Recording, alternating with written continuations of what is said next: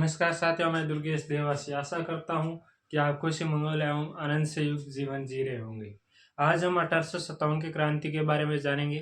1857 की क्रांति एक सैनिक विद्रोह ही नहीं बल्कि एक आम जन तक पहुंचा हुआ विद्रोह भी था। ये किसान विद्रोह के रूप में भी जाना जाता है क्योंकि इसमें भारत के हर व्यक्ति ने, छोटे बच्चों ने भी कहीं ना कहीं इसमें अहम भूमिका निभाई। तो 1857 की क्रांति सैनिक विद्रोह क्यों बनी, पहले तो हम ये जानते हैं। 1857 की क्रांति के समय भारतीय अंग्रेज जो सैनिक थे उन्हें तो निम्न वर्ग के पद दिया करते थे, लेकिन वहां पे ये जो उच्च स्तरीय जो भी पद थे वे अंग्रेज, जो ब्रिटिश अंग्रेज अधिकारी थे, वे अपने पास रखते थे। इससे भारतीय अंग्रेज सैनिकों में थोड़ा असंतोष पैदा हुआ। उसके बाद में कुछ अफवाहें फैली कि जो नई एनफील्ड राइफल जो आई है इसमें गाय व सूअर की चर्बी युक्त कारतूस है, जिन्हें मुंह से खोलने पर हमारा जो धर्म है वो भ्रष्ट हो जाता है। इससे भी कहीं ना कहीं असंतोष पैदा होता है और उसके बाद में हर एक व्यक्ति के मन में वो द्वेष पैदा होता है कि हमें अंग्रेज है वो हमारे ऊपर यानी कि हमारा धर्म भ्रष्ट कर रहे हैं और अपने धर्म के प्रति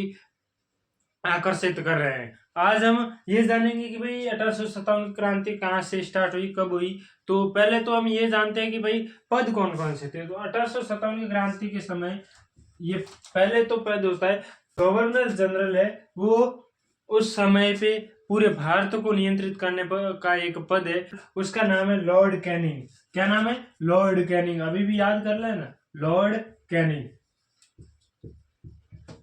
लॉर्ड कैनिंग। उसके बाद में इनके यानी कि जो भी गवर्नर जनरल होते हैं इनके नीचे और एक पद होता है जिसका नाम है एजीजी, जो कह सकते हैं आज के जो राज्य है इन राज्यों पे पहले कर देते। जैसे कि इसका नाम पहले तो क्या था, रेजिडेंट ऑफ राजपूताना, फिर इसका नाम 1832 ईस्वी में इसका नाम बदलकर एजीजी कर देते हैं और इसका मुख्यालय पहले दिल्ली होता था उसको भी चेंज करके अजमेर ले आते हैं। और उसके बाद में पहले जो एजीजी थे वे कौन थे, तो डेविड ऑक्टरलॉनी थे। कौन थे? डेविड ऑक्टरलॉनी।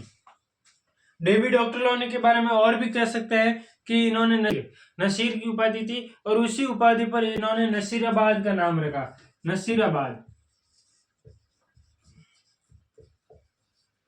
ये एक छावनी है राजस्थान की। राजस्थान में 6 छावनियां, वे भी याद रखनी। नसीराबाद हो गई, नीमच हो गई, नीमच के बाद में देवली हो गई, देवली के बाद में एरिनपुरा हो गई, एरिनपुरा के बाद में ब्यावर हो गया और ब्यावर के बाद में खेरवाड़ा हो गया। हर एक प्रांत को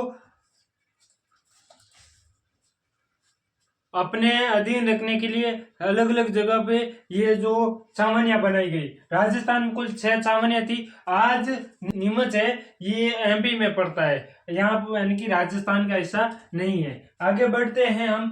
तो 1857 की क्रांति कहाँ से स्टार्ट होती है? 1857 की क्रांति में छुटपुट थोड़े बहुत विद्रोह तो पहले भी स्टार्ट हो जाते हैं, जैसे कि मंगल पांडे का नाम ले सकते हैं। 29 मार्च को मंगल पांडे क्या करते हैं कि ब्राउन बेस की जगह जो एनफील्ड राइफल आती है इसको यानी कि यूज करने से मना कर देते हैं। तो फिर वहां पर यानी कि बिना कोई कारण से अंग्रेजों ने उनको फांसी की सजा सुना देते हैं। 8 अप्रैल को उनको फांसी होती है। उसके बाद में 24 अप्रैल के आसपास मेरठ में 85 लोगों को, 90 लोगों को पकड़ते हैं, जिनमें से 85 लोग दोषी ठहरा दिए जाते हैं और 5 लोगों को छोड़ दिया जाता है। और 9 तारीख को ये फैसला आता है कि जो 85 लोग हैं इनको फांसी दी जाएगी। और इस प्रकार से जब फांसी का जब लोग सुनते हैं तो उनमें थोड़ी विद्रोह का जो भावना पैदा होती है, वहां पर ये विद्रोह स्टार्ट कर देते हैं। 10 तारीख को ये विद्रोह स्टार्ट करते हैं। इनका कुछ प्रतीक वगैरह भी थे, ऐसा भी नहीं है कि एकदम उठे और क्रांति स्टार्ट कर दी। उससे पहले और भी कारण थे, जैसे जो राणू जी बापू हो गए और ये कानपुर के नाना साहब है उनकी जो पेंशन है वे बंद कर देना। यहाँ से फिर 1-2 सलाहकार जाते हैं। वे सलाहकार कौन कौन से, वे भी तो है जिनमें से पहले तो है अज्जी मुल्ला खां।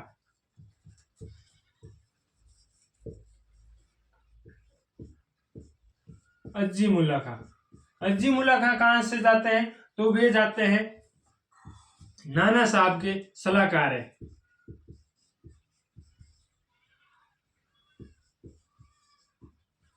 नाना साहब के सलाहकार।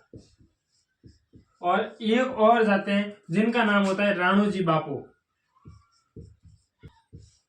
अब आप कहेंगे ये कहां से जाते हैं, तो ये भी सतारा के मंत्री है ये।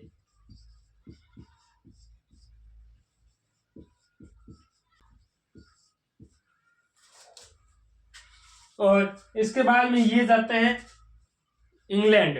वहां पर कहता है कि भाई ये जो राजा है इनकी पेंशन है वापस स्टार्ट करो, और जो ये हड़प नीति है इसको भी बंद करो, ऐसे थोड़े बहुत लेके जाते हैं। और वहां पर इनकी कार्यवाही नहीं होती है, इन्हें मना कर दिया जाता है। तो ये वापस आते समय ये क्रांति के बारे में सोचते हैं और क्रांति का पूरा एक योजना बनाते हैं। उसके बाद में ये योजना बनने के बाद में इनको मूर्त रूप देते हैं बिटूर में। बिटूर कहाँ है? बिटूर है कानपुर में। यानी कि कहा गया कि हम ऐसी क्रांति कर रहे हैं और आप सभी साथ दो।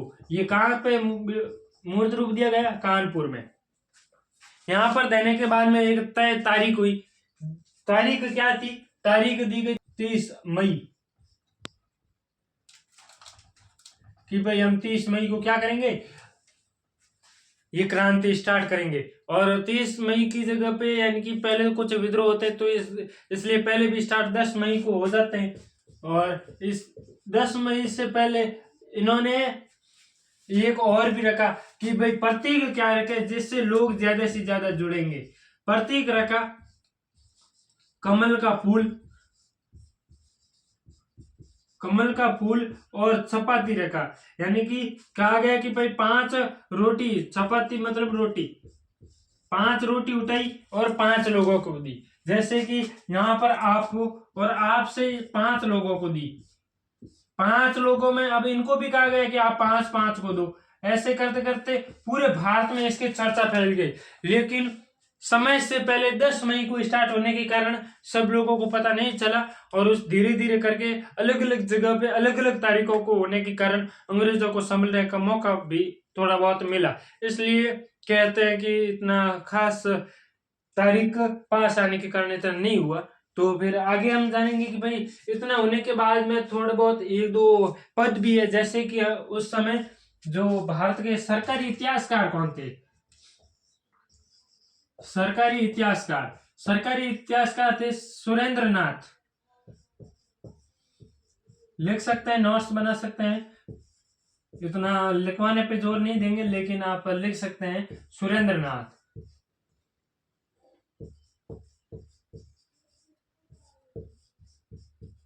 उस समय भारत जो इंग्लैंड थे उनके पीएम कौन थे वे भी जानेंगे। सुरेंद्र नाथ सैन कह सकते हैं हम। और जो पीएम है ब्रिटिश या ब्रिटेन पीएम कौन थे? पार्मेस्टॉन। कौन थे? पार्मेस्टॉन। उसके बाद में हम ये भी जानेंगे कि भाई गवर्नर कौन थे, तो हम कहेंगे लॉर्ड कैनिंग थे। कौन थे? Lord Canning. ये बता दिया है यहीं पे। और धीरे धीरे करते करते ये बढ़ती है और फिर मेरठ में आता है। तो मेरठ में पहली बात तो ये होती है कि वहां के लोग जब दोषी ठहरा दिए जाते हैं और उनको छोड़ा जाते हैं, तो फिर मेरठ में वहां पे जो संदेश के आदान प्रदान की जो तार लगे होते हैं उनको काट दिया जाता है। वहां पे जो संदेश जो आदान प्रदान होते हैं उनको काटने के बाद में न तो वो यहाँ से कोई संदेश आता है न जाता है, और फिर वे वहां पे लूट मार करते हैं, अंग्रेजों को मार देते हैं, और फिर वे दिल्ली चलो का नारा देते हैं, दिल्ली जाते हैं और वहां पे बहादुर शाह जफर को नेतृत्व करता बनाते हैं। और धीरे धीरे करते हैं पूरे भारत में ये खबर फैलती है, तो पूरे भारत से आते हैं, दिल्ली चलो का नारा देते हैं। हमारे राजस्थान से भी ऐसा ही होता है। और 1-2 चावनिया जैसे कि एरिनपुरा हो गए, तो यहाँ पे ये खुशहाल सिंह थे, तो इन्होंने अपना फायदा भी उठाया था कि जो अनाड़ सिंह और ये थे अंग्रेजों के प्रति, इन्होंने यहीं पे यानी कि युद्ध वगैरह स्टार्ट कर दी। अब राजस्थान के बारे में भी हम जानेंगे, लेकिन उससे पहले ये जो छावनी थी इनके बारे में भी जान लो। मैंने कहा था डेविड ऑक्टरलॉ जिसे नसीर की उपाधि धारण थी, उसने अपनी उपाधि के आधार पर नसीराबाद को इनकी छावनी बनाया। उसके बाद में एरिनपुरा का भी ऐसा ही है, वहां का एक अंग्रेज होता है जिसके गांव का नाम क्या होता है, एरन के नाम पर उसने लिखा, लेकिन हमारे यहाँ के लोगों ने एरन को एरिनपुरा बना दिया। और उसके बाद में ब्यावर में भी कुछ ऐसा होता है कि ब्यावर में मेर जाति के व्यक्ति होते हैं जो आने जाने वालों पे टैक्स लेते थे और वहां पे लूट करते थे। वहां पे लूट के कारण लोग डरते थे, और जब अंग्रेजों ने शासन किया तो अंग्रेजों को इन्होंने आम लोगों ने बताया कि भाई यहाँ पे मेर जाति के लोग रहते हैं और यहाँ पर हमें बचाया जाए इनसे, नहीं हमें जितनी बार भी जाए हमसे अनाज लूट लिया जाता है, पैसे लूट लिए जाते हैं और हम आगे भी नहीं जा पाते हैं, कई कई बार तो हमें मार भी देते हैं। तो ऐसे करके वहां पे एक छावनी बनाई जाती है और वहां पे एक बोर्ड लगाते हैं, बोर्ड में लिखा होता है बी अवेयर। बी अवेयर, हमारे लोग क्या है थोड़े इंग्लिश में नॉर्मल थे तो बी अवेयर को ब्यावर कहने लगते हैं। और उसके बाद में ये खैरवाड़ा उदयपुर साइड का है, जो भीलों से बचने के लिए भील भी हरे लूट मार करते थे, उनसे बचने के लिए खैरवाड़ा बताया गया। अब सबसे पहले राजस्थान में नसीराबाद में क्रांति शुरू होती है, तो वहां पर एक नेटिव इन्फेंट्री कह सकते हैं एनआई बुलाई गई, जिसका नाम है 15वीं नेटिव इन्फेंट्री। तो 15वीं नेटिव इन्फेंट्री बुलाई गई, वो कहाँ से बुलाई गई ये भी जानेंगे।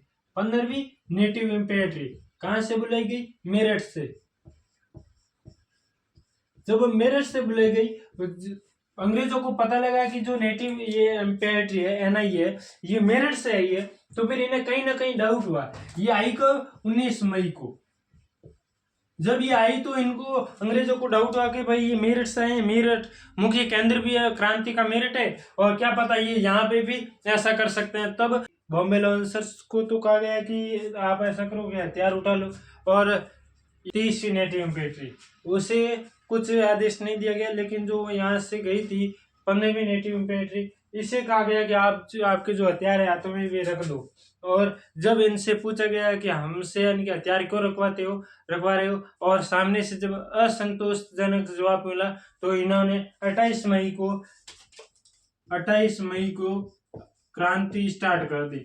और जब स्टार्ट की तो फिर न्यूबेरी को मार दिया जाता है, और लॉक कैप्टन जो लॉक होते हैं उनको घायल कर देते हैं। एक और भी थे, पैनिक नाम से एक व्यक्ति थे जिन्हें हृदयाघात के कारण मृत्यु हो जाती है, और एक स्पोर्टिस फूड नाम से भी एक व्यक्ति होते हैं जिन्हें मार देते हैं। ऐसे करके 4-5 अधिकारी थे जिन मौत की घात उतार दिया जाता है। और फिर नसीराबाद से वे 17-18 जून के दिन वे दिल्ली पहुंच जाते हैं, और यहाँ से जाते वक्त उन्होंने एक नारा दिया जिसका नाम है दिल्ली चलो, और वहां पर जाकर बहादुर शाह जफर को अपना नेतृत्व प्रदान किया। जब नसीराबाद में ऐसा हुआ तो बाकी की छावनियों में भी ऐसा लगा कि हमें भी क्रांति करनी चाहिए, और जब ऐसा हुआ तो नीमच में भी स्टार्ट हो गई। अब गएंगे नीमच में कभी, तो इससे पहले एक यहाँ पर जो 30वीं नेटिव इन्फेंट्री थी एनआई थी, वो कब हुई, 30 मई को इनके साथ जुड़ जाती है, और फिर लूटमार करते हैं यहाँ पे, और फिर दिल्ली की ओर प्रस्थान करते हैं। उसके बाद में नीमच से एक कर्नल एबोट होता है, नीमच में जो होता है वो एबोट होता है, जो जहां पर मोहम्मद बेग नाम का एक सैनिक अधिकारी होता है, वो मना कर देता है कि हम ये जो कारतूस युक्त गोलियां जो भी बंदूक हैं इनको यूज नहीं करेंगे। और 3 जून को यहाँ पर क्रांति स्टार्ट हो जाती है। किनके नेतृत्व में, हीरा सिंह नाम के, क्या नाम है, हीरा सिंह ने यहाँ पर क्रांति स्टार्ट कर देते हैं। कहाँ पे की, नीमच में। कौन है अंग्रेज अधिकारी, एबोट।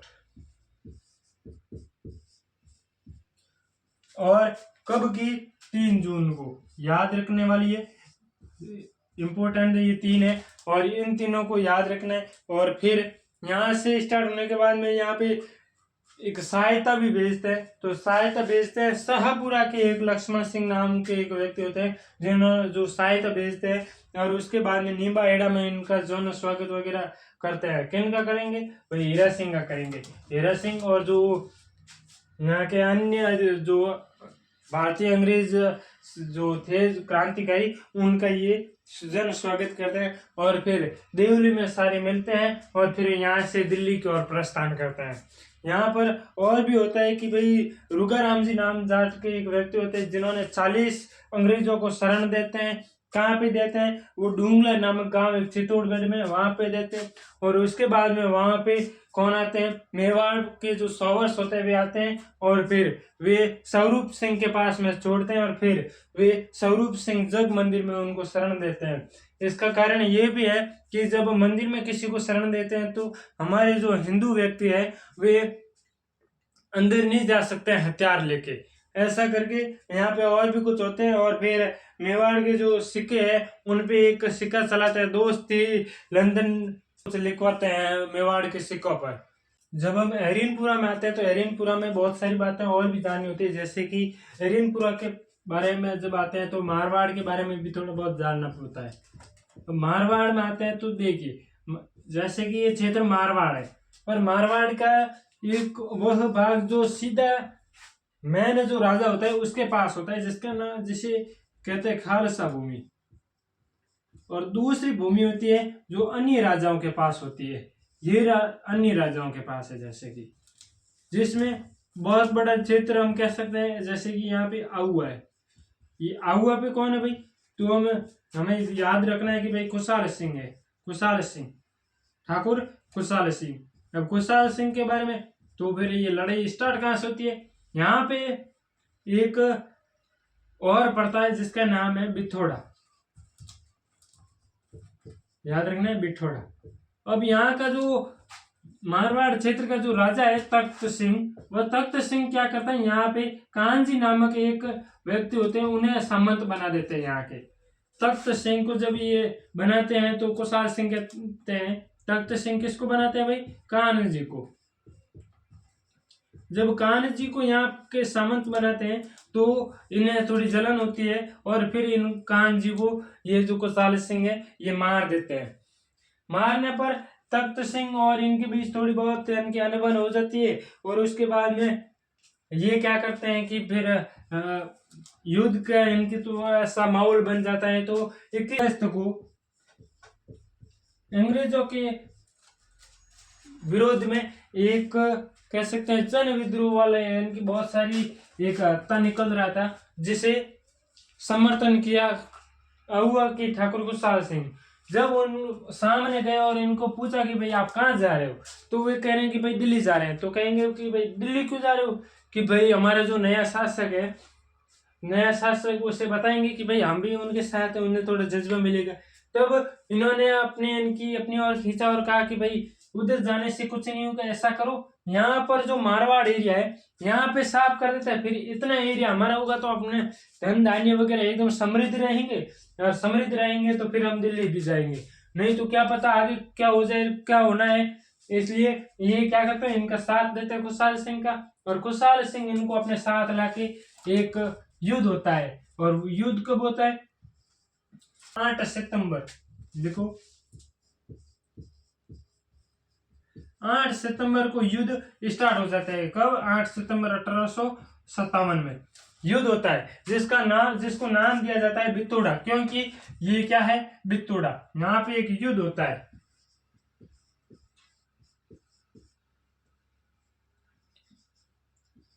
याद रखने की चीज, बितोड़ा का युद्ध। अब कहेंगे किन किन के बीच होते हैं, तो लिखिए, एक तो अंग्रेज प्लस तख्त सिंह। अब वर्सेस में कौन है? वर्सेस में खुशहाल सिंह।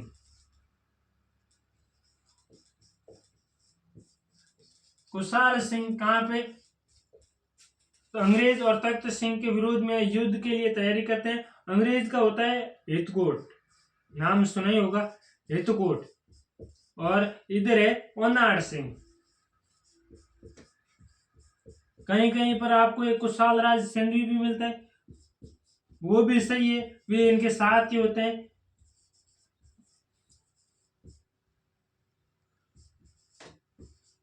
कुशल राज सिंधवी, वे भी इनके साथ होते हैं, लेकिन ये कुशाल सिंह जो ठाकुर कुशाल सिंह है, युद्ध में क्या करते हैं कि इसको ओनाड सिंह को तो मार देते हैं और ये तो जीत जाता है, लेकिन ओनाड सिंह की मृत्यु हो जाती है, तख्त सिंह की ओर से आता है और कुशाल राज जो सिंधु है ये इस भाग जाता है और आगे जीत इनकी होती है। जब ऐसा होता है तो फिर जो अंग्रेजी सत्ता और तख्त सिंह दोनों के इनके सामने एक बड़ी चुनौती होती है, तो ये एक और युद्ध लड़ते हैं। ये कब लड़ते हैं? ये लड़ते हैं 18 सितंबर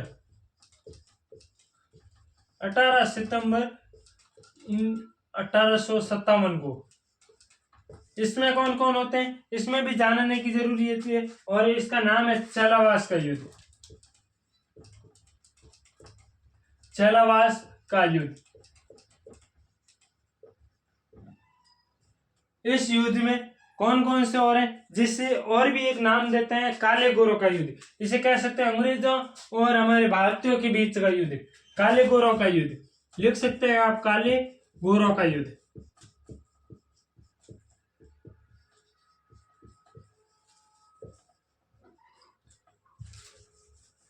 इस युद्ध में अहम कौन कौन से है वे देखो। इधर तो आपने ये ठाकुर रह जाएंगे, इधर अंग्रेज आएंगे,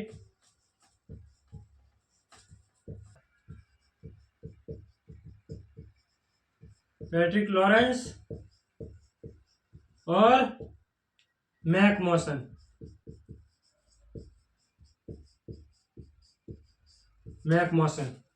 और इधर ठाकुर खुशहाल सिंह के साथ में और कौन होते हैं?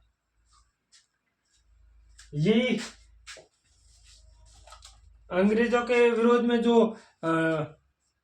लोग लड़ रहे थे, जो अंग्रेज के जो सैनिक थे वे हैं और खुशहाल सिंह है। इधर और कौन कौन से है भाई?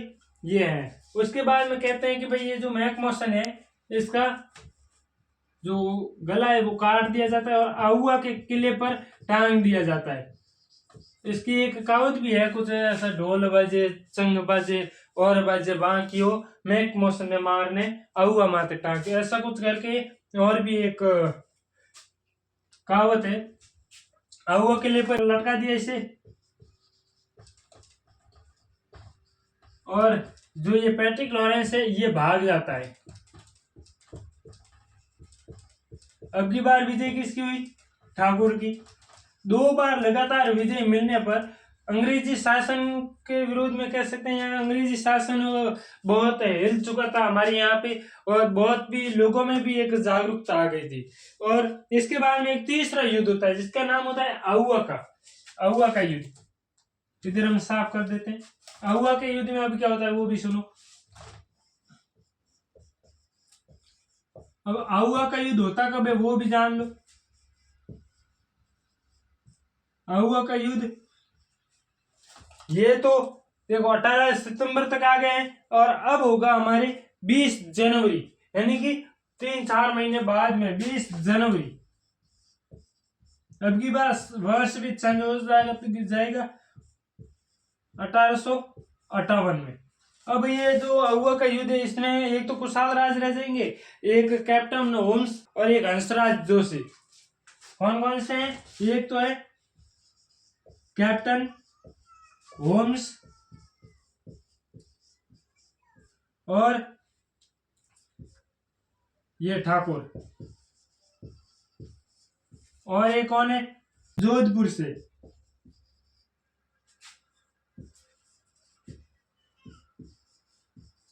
क्या नाम है? हंसराज जोशी। इनके बीच युद्ध होते हैं। इनमें युद्ध होने पर ये बहुत बड़ा युद्ध होता है। तो ठाकुर खुशहाल सिंह के पास सेना कम होती है और फिर ये मेवाड़ चले जाते हैं। मेवाड़ अपने सेना लेने के लिए जाते हैं, अपने अन्य जो सामान थे भी उनको सौंप कर जाते हैं। कहाँ? मेवाड़ क्षेत्र में सेना की सहायता के लिए, लेकिन नहीं मिलती है।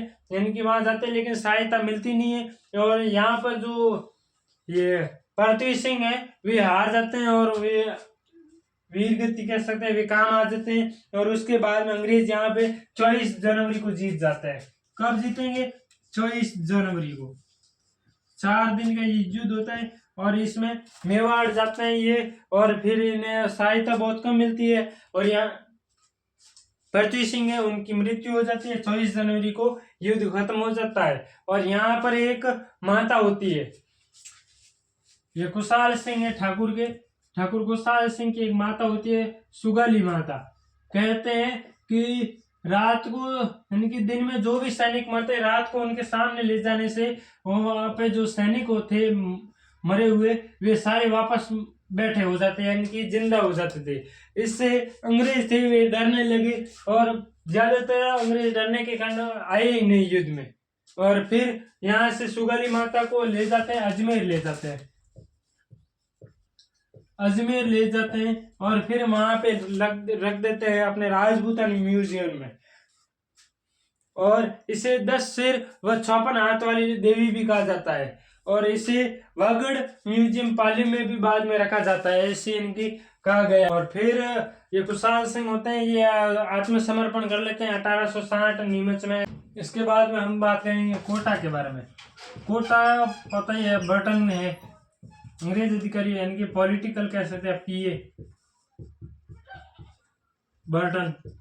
और राजा कौन था, शासक कौन था, तो शासक के बारे में भी बात कर लेते हैं, राम सिंह द्वितीय।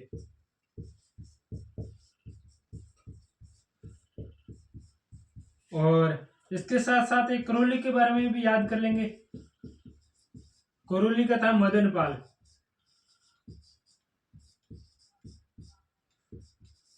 और बर्टन के साथ में एक और था कॉटन के बारे में भी याद रखेंगे ताकि आगे और भी काम आएगा। अब इसमें यानी कि जब कोटा में जन विद्रोह हुआ था तो भी यहाँ का शासक जो राम सिंह था इसे कैद बना लिया जाता है और जब इसे कैद किया जाता है तो इसे पहले 17 तोपों की सलामी दी जाती है।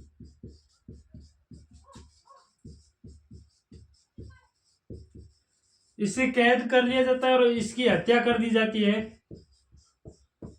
और ये तो फिर भाग जाता है, ऐसा कुछ हो जाता है। और उसके बाद में यहाँ पे ये जो कोटा है यहाँ पे 17 की जगह 13 तोपों की सलामी कर देते हैं और करौली के जो 13 तोपों के साथ करते हैं।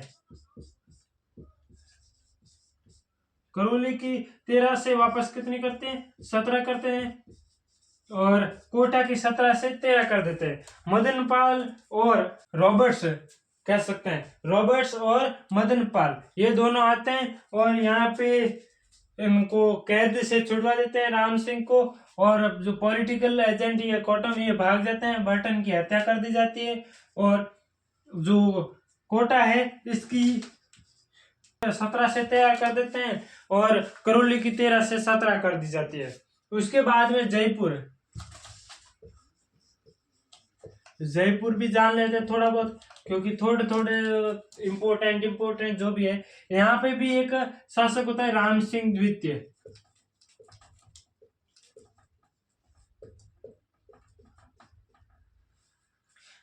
उसके बाद में जन विद्रोह हुआ भी नहीं था यानी कि यहाँ पर यहाँ के जो लोग थे इन्होंने यहाँ पे विद्रोह किया ही भी नहीं था। इन्होंने राम सिंह ने अंग्रेजों की सहायता की इसलिए इन्हें एक उपाधि मिलती है सितारे हिंद, ये इंपोर्टेंट है।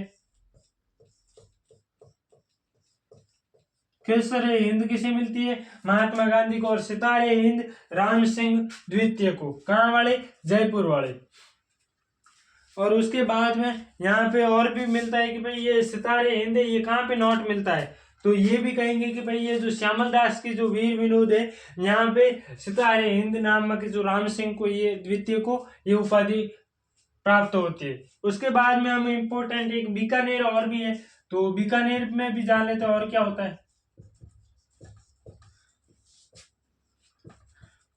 बीकानेर के जो सरदार शासक है वो सरदार सिंह है और राजस्थान के एक ऐसे शासक जिन्होंने राजस्थान से बाहर अपनी सेना भेजी थी और भेजी कितनी थी, वे 5000 सैनिक भेजे थे। 5000 सैनिकों को अंग्रेजों की सहायता के लिए अपने राज्य से बाहर हरियाणा भेजा। कहाँ भेजा, हरियाणा। ये याद करने के लिए याद रखना एकमात्र शासक जिसने अपने राज्य से बाहर भेजा था, किसने भेजा? सरदार सिंह ने। कहां से? कहां के शासक थे? बीकानेर के। कितने सैनिक भेजे? 5000। कहां भेजे? हरियाणा। और इन्हें एक उपहार भी मिलता है। उपहार में क्या मिलता है? एक टिब्बणी नाम के, या टिब्बी कह सकते हैं, टिब्बी परगने के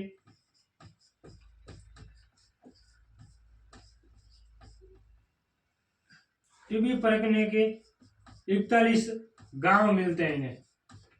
मोटा मोटा था ये हो गए। अब और आगे ये जानेंगे कि यहाँ के जो भाई शासक कौन कौन से थे, जैसे कि यहाँ की जो रियासतें थी उनके शासक कौन कौन से थे, और यहाँ के पॉलिटिकल एजेंट मैन कौन से थे, ये भी अभी जानेंगे। शासक तख्त सिंह नाम के शासक होते हैं, जो जोधपुर के शासक होते हैं। और पॉलिटिकल एजेंट तो पता ही है, मैकमोहन को तो कौन नहीं जानता। मैकमोहन। उसके बाद में सिरोही के हैं शिव सिंह।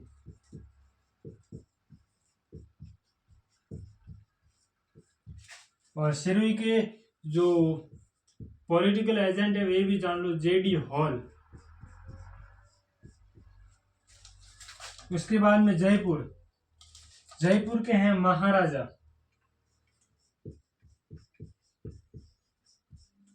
महाराजा राम सिंह। अभी थोड़ी देर पहले जो अलग अलग करवाए थे उनमें बताया था राम सिंह द्वितीय। अब जयपुर के राम सिंह द्वितीय हो जाते हैं, तो फिर जयपुर का जो पॉलिटिकल एजेंट है वो कौन है, तो वो भी याद रखना है। वो है हमारे कर्नल ईडन। आगे हम देखेंगे उदयपुर के राजा कौन है, तो इनका नाम लिखेंगे स्वरूप सिंह।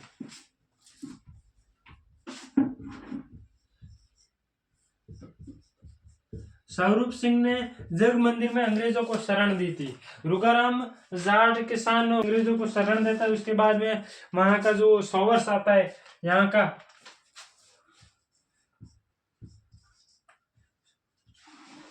सौवर्स, यहाँ से उन अंग्रेजों को ले जाकर स्वरूप सिंह के वहां रखते हैं, और स्वरूप सिंह फिर जग मंदिर में उनको अब शरण देते हैं।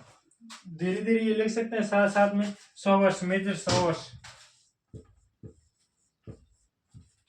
उसके बाद में कोटा राम सिंह। अब की बार महाराजा नहीं आएगा, अब की बार आएगा महाराव राम सिंह। जयपुर में महाराजा राम सिंह द्वितीय, तो यहाँ पे भी राम सिंह द्वितीय तो है, लेकिन अब की बार महाराव है, उपाधि चेंज है। उसके बाद में कोटा का कौन है? बर्टन। और उसके बाद में बीकानेर के शासक कौन है? सरदार सिंह, जिन्होंने अपने 5000 सैनिक भेजे हरियाणा। वहां पे उपहार के रूप में वापस क्या मिला? टिब्बी गांव या टिब्बी परगने के 41 गांव मिले उन्हें वापस। करोली के मदनपाल, करोली के कौन हो जाएंगे? मदनपाल। और उसके बाद में बूंदी के हो जाएंगे महाराव राम सिंह। और भी है, जैसे कि टोंक हो गया, टोंक के